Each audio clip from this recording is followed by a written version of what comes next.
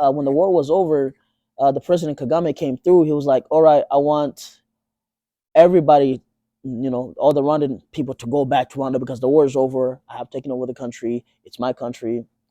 What y'all gonna do? Mhm. So some people went back, and then the ones who didn't want to go back just kept running. And my parents were the people who did not want to go back because they were not Tutsi, they were Hutu.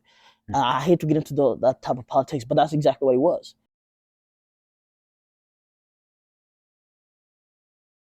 What is your connection to East Africa? My connection to East Africa would be I was born in Tanzania refugee camps. My mom and my dad are originally from Rwanda, and my grandparents are originally from Burundi. So it's like, we're from Burundi to Rwanda to Tanzania to the U.S. Mm. Even though I was born in Tanzania, people, I'm considered Burundian because I speak the language of Burundi, Mm. and my grandparents are from there. Okay, all right then. So like Kinyarwanda, Kiswahili, is it Kinyarwanda. Kiburundi or what do they call it? Uh, they call it Kirundi, but it's literally just a different, like almost it's not even a different dialect. It's like it's Kinyarwanda, just because they used to be one Mhm. until they split. Yeah. Mhm. Yeah, so it's like literally just like almost noticeable difference in Mhm. how you say certain words. Okay, all right then. So like, do you still have recollection of your time when you were in Tanzania? Yes, I do. I Okay. left when I was 8 years old, so Okay. yeah. All right then. So you say you're born in the refugee camps, and so your parents, I'm guessing they escaped or they left Rwanda during was it 1994? Yep. And so how many years until you came into the picture when they were in Tanzania? How many years? 1994. They split, so they came 1994. So I want to say a good 5 years because I Hmm. was born in 1999. Oh, okay. All Yeah. right then. So a long time. Okay. All right then. Let's talk about that a little bit because I've met people who have that refugee experience, but the fact that you were born inside a refugee camp, what does that mean? What does that look like? For those who have no idea or like aren't necessarily able to articulate it. And maybe you didn't even know what that meant until you were able to actually like comprehend what that experience meant for you until you got older. And so like let's talk about that a little bit. If anything you can recall or like what does it mean to be born inside a refugee camp?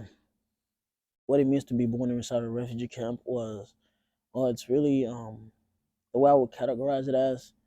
It depends what certain age you are, Mhm. because in the sense of my parents, it's like a freedom. So that's what he represented. Back home, my back in Rwanda, my grandpa and grandma and grandpa, they had land, they owned houses, they owned farms.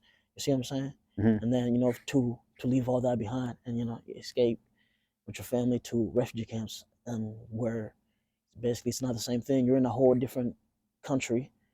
First off, you don't. They know the language. Some people knew the language. Some people knew Swahili, but it's also now you have to start all over, Mhm. and you don't get the same privileges or access to resources as you as they did back home. Mhm. So that's it. Just represents lack of freedom, and a lot of what we had to get, food, necessities that we needed, we had to rely on the government, the Tanzanian government, and also just other refugee support groups that would come through Mhm. and look at the mess that was the refugee camps. Now, in those camps, I'm not sure if you remember. I know you say you're 8 years old, but is it mixed? Are there like a bunch of people from different countries all in one camp? Is it like one specific country only? Like, how does that work? In this instance, it was one specific country. I want to say Hmm. um, it was mainly the war breaks out, and a lot of people just start running. So that's literally what it was. Hmm. And then so yeah, it was literally just like because everybody knew each other in there. So it's like, well, I mean, we all knew each other when we got to the refugee camps. Yeah, Hmm. but it's Yeah. in a sense, it was just one country. It was just one country. It was like one certain, I want to say one certain group of people. Hmm. Because also what happened was, when the war was over, the President Kagame came through. He was like, all right, I want everybody, all the Rwandan people to go back to Rwanda because the war is over. I have taken over the country. It's my country. What y'all gonna do? Hmm. So some people went back, and then the ones who didn't want to go back just kept running.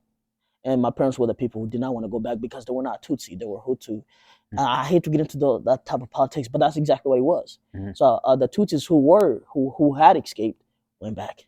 Mm-hmm. Okay. What's the environment like as far as like, you know, housing, you know, restrooms, food? What is that like? Okay, yeah, that's a great question.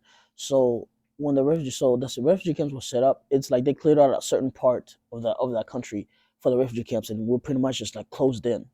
Mm-hmm. Okay, and as far as housing, there were it wasn't tents. It was more like I don't even know how to describe. It was like metal. Like we had metal.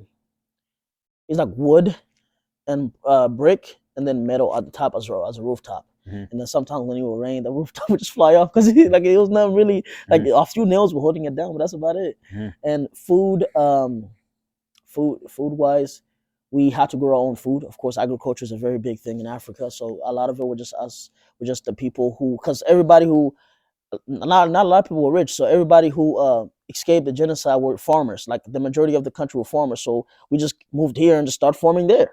So that's where we get the food from. You know what I'm saying? So, and also we would also rely on aid, refugee support group aid to come in. They'll bring a lot of rice, a lot of beans, and but as far as meat was a luxury type of thing. So it's like, well, my mom would like save up enough where we can have meat. You know what I'm saying? So like Christmas we'd have meat, you know, type of thing. Okay, I got you. A lot of fufu too. Fufu, okay. Yeah, fufu and beans. I will never go back to that though. But I will go. But rice and beans go crazy. But fufu and beans, I'm like, I used to be poor. I still am, but it's way better. Okay, fair enough.